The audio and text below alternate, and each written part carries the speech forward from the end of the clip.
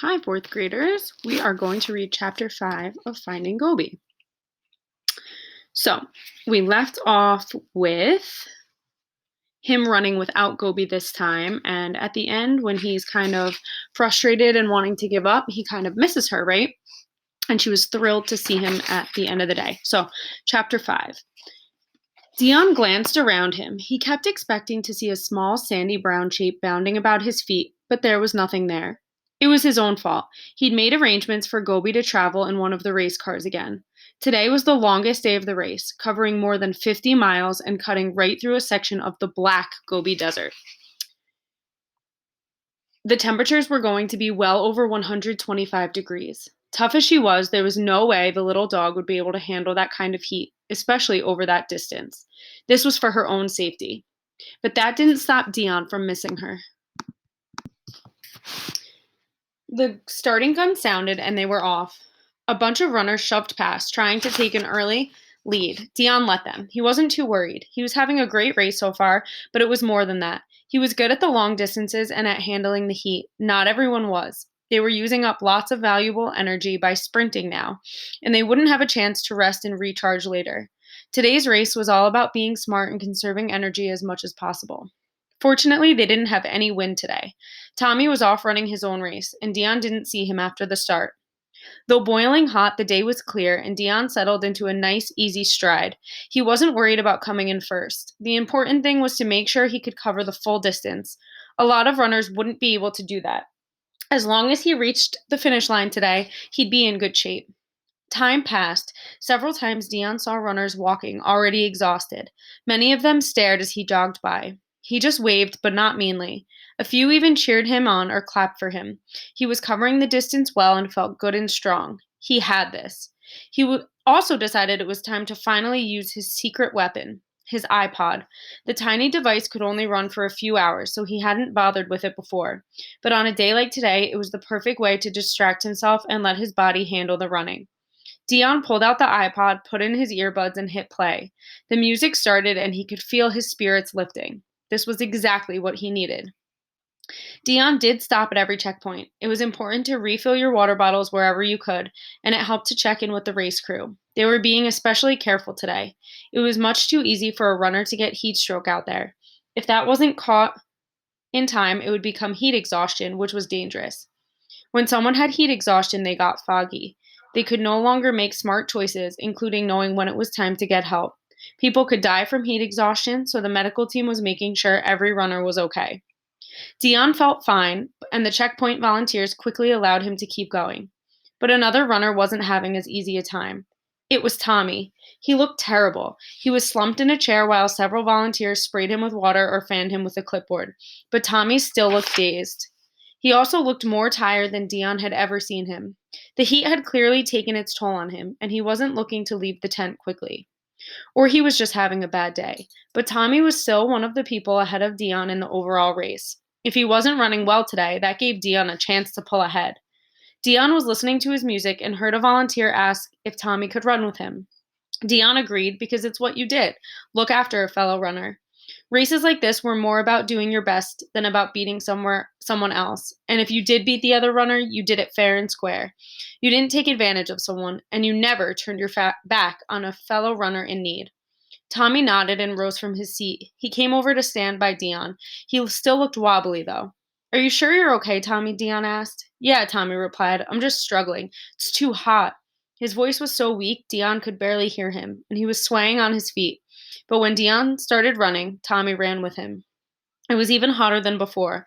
Dion liked that. He enjoyed the heat. He felt good. Only 3 people were ahead of him right now, including Zheng, and Dion knew he could catch up. This was his chance to take the lead. He picked up his pace. Tommy kept up, but it was clear he was struggling. Dion felt bad for him, but he didn't slow down. They reached a long, sandy, straight section with no shade. Come on, Tommy, Dion told the other runner. Let's run the flags. The pink markers were set in a line every 50 feet. Tommy sped up to match Dion as they ran to the first marker. Then they slowed down and walked to the next one. They ran to the next, then walked, and kept up that pattern for a while. The ground around them became sandier and rose to form sand canyons, but the track was still straight and solid. Dion increased his speed again. He was careful not to overdo it, but he was starting to cut into Zhang's lead. He noticed that Tommy wasn't running beside him anymore. That was fine, though. He must have decided to walk for a bit. But a part of Dion worried about Tommy. Was he still okay? He slowed down and finally stopped. Then he looked back.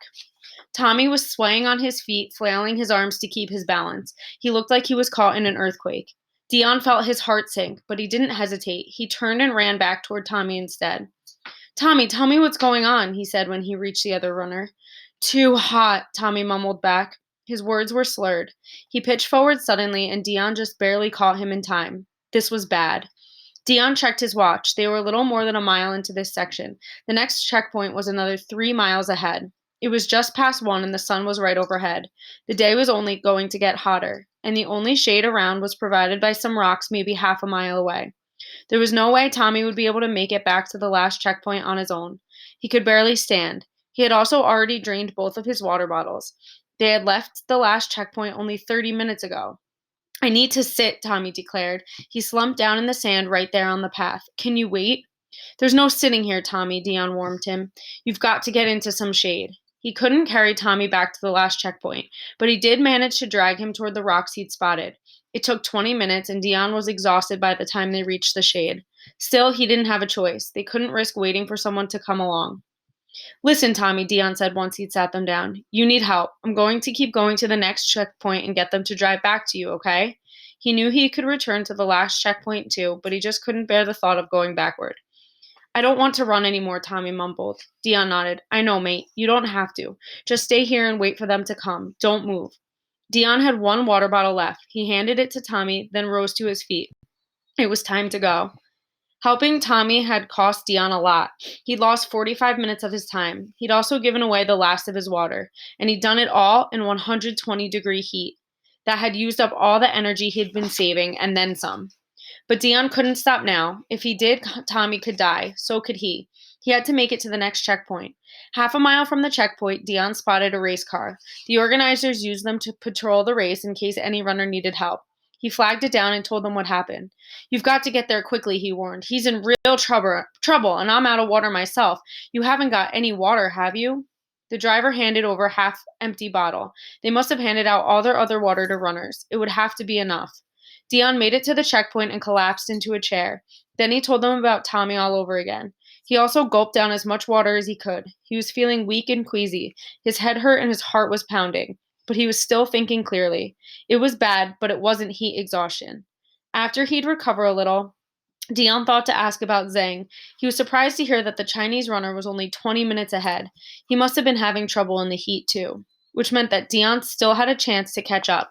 He started running again. But half a mile past the checkpoint, Dion started feeling funny. It was his chest. It felt tight. He was having trouble breathing. When he took a drink, it felt like the water was boiling inside him. He slowed down more and more. Soon he was barely shuffling along. This was exactly what he'd been afraid of. He was having heart palpitations. Dion had gotten them a few times before. It felt as if his chest were going to explode. He felt sick and dizzy. The doctors had said he was drinking too much coffee. But Dion had stopped drinking any coffee at all when he began training for this race. So why was he getting palpitations again now? Was it just the heat and the stress and the exhaustion? Or was there something seriously wrong with him? Up ahead, he saw another race car. Dion staggered towards it. They could help him, but only if he reached them before he collapsed. Cliffhanger. Go respond.